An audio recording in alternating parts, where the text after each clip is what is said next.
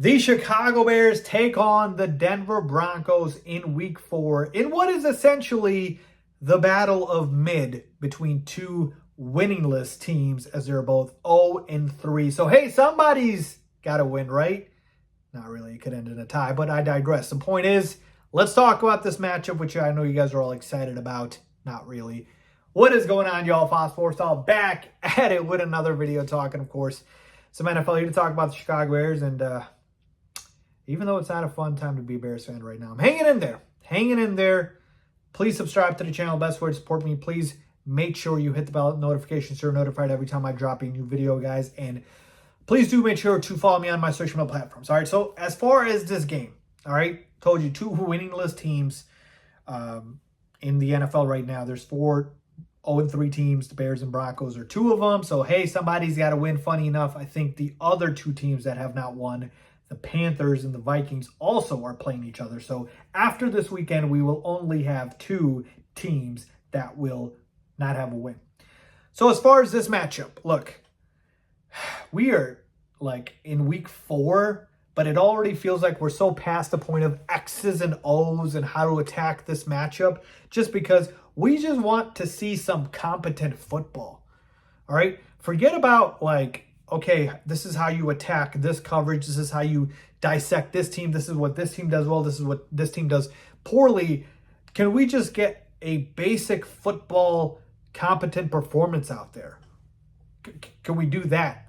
Because what we saw last week from the Bears, that's not a competent football team. That looked like a team that should be relegated to the XFL. I mean, my goodness, right? Getting blown out. And same thing with the Broncos, by the way. Both teams should be relegated to the XFL at this point based off their performance. The Dolphins put up 70 on them. This is not the NBA. They let the Dolphins put up 70 on them. So both teams obviously have been terrible. But I will say the Broncos, before their drubbing to the Dolphins, have been decent. They are 0-3, I get it, but not all 0-3 teams are equal. The Broncos have lost 2 close games.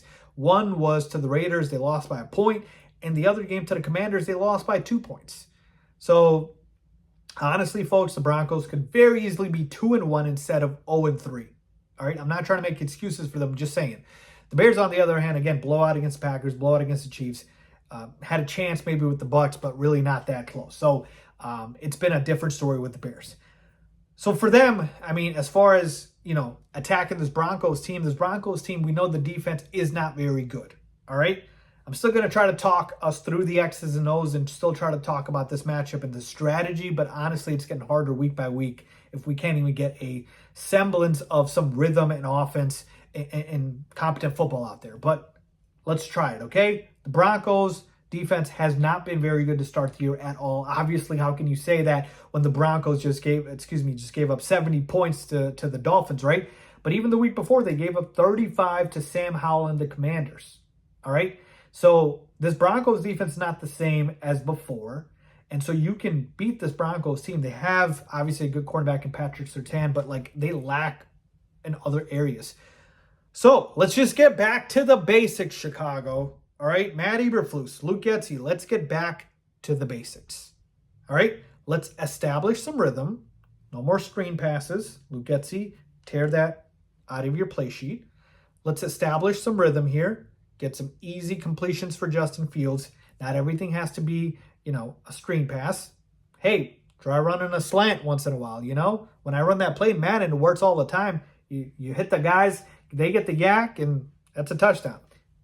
I digress. This isn't Madden. My point is, let's get back to the basics by just establishing some rhythm. Use this game to establish some rhythm because you're not going up against a powerful offense like the Chiefs where you're barely going to get the football. You should have ample amount of opportunities here. You can run against the Broncos. You can throw against the Broncos. Again, they do have a good cornerback there, so we'll see if he shadows DJ Moore and how that works out. But, hey, you've got other weapons. That's why you got a Chase Claypool. That's why you have a Darnell Mooney. That's why you have a Cole Kmet. Let's use these other guys as well. Let's get a little bit of a balance here, right? Let's go to what we've been talking about with Justin Fields and what you need to do with him. So a lot of play action, a lot of RPOs, a lot of rollouts. So how does that happen? Run the football, run the football, run the football, play action. Run the football, RPO. Run the football, rollout. So let's get these bounces in there. And then boom, when they least expect it, deep shot, and we're cooking. So just get some rhythm in here. All right, Luke Getsy, get some rhythm in here for Justin Fields in this offense. Finally, let them break out and have some, semblance of a prototypical modern 2023 NFL offense instead of just looking discombobulated the entire time. Get Roschon Johnson more snaps. I need DJ Moore again with 10 plus targets in this game. Let's get Claypool involved and just go from there. Just go from there. So to me, offensively speaking, it should be a game plan of rhythm, and it should be a game plan of using Justin Fields' strengths. Throw in some design runs in there, but a lot of Justin Fields on the move. Do not have him just sitting in the pocket for 30 plus times and just dropping back. That's what you should be doing on offense. As far as the defense, we got to make sure Russ doesn't cook. Now, again, he hasn't cooked, all last year. In fact, he burned down the kitchen. But as far as Russell Wilson, he's been playing better this year. 6 touchdowns to 2 interceptions, almost 800 passing yards. Like, Russ has been better. He has not been the problem with the Broncos. Of course, we know they got Sean Payton in the offseason. So what I would say with regards to your defense, let's not give up every single third down conversion. That's been the case the past 3 games. So third down, Matt Eberflus, can he get a freaking stop?